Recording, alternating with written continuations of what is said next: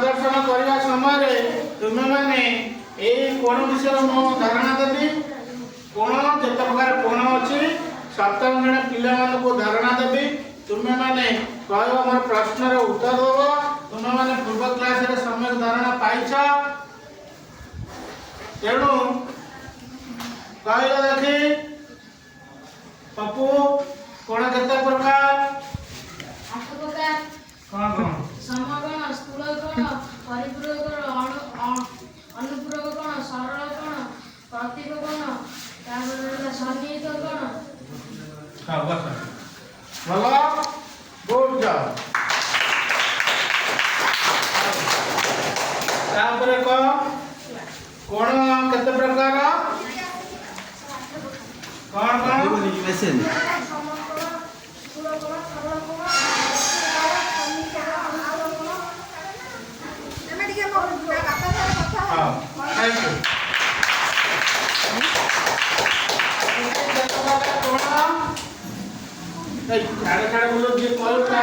sir ବୁଲାଉଛି ଯାହା କହୁଛି ଯେ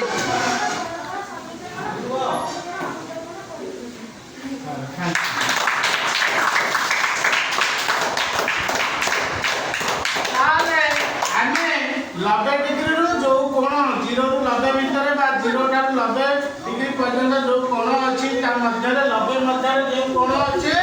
ताको सूक्ष्म कोण बोली कहवा नहीं कि 90 डिग्री को की कोण कहवा 90 डिग्री को की कोण कहवा स्थूल कोण कहले केते डिग्री 90 पारक 180 रु 90 रु 180 मध्य ଥିବା कोण को स्थूल कोण कहवा तेणु आमाने कोण तीन प्रकार जानिले ता सहित अन्य कोण गुडी अच्छे तेणु कहला सरल कोण 180 डिग्री सन्निहित कोण कहले दुईटी कोण गोटे कोण को दुई भाग करायछि गोटे अन्य गोटे बिंदु रे दुईटी कोण थिले गोटे अन्य सन्निहित कोण गोटे बिंदु रे दुईटी कोण अछि ता गोटे अन्य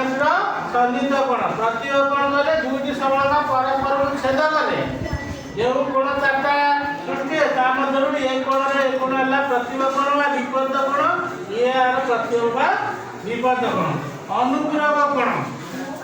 90 डिग्री मध्य रे दुईटी कोण अछि गोटे अन्य अनुपूरक एवं परिपूरक कोण कहले 180 डिग्री मध्य रे दुईटी कोण थिले गोटे अन्य परिपूरक कोण हला कि तेणु आमे माने कोण संपर्क तुमे मने धारणा पाइलो अवगत हलो तुमको मु किछि कार्य फटो देबी तुम अनुपूरक कोण देख अनुपूरक कोण 90 डिग्री मध्य रे हे जे एई कोण तुमे माने भलो भाव ठीक देख ए पिले पार्टी करछ नै अनुपूरक कोण 90 डिग्री मध्य रे दुईटी कोण अछि गोटे अन्य अनुपूरक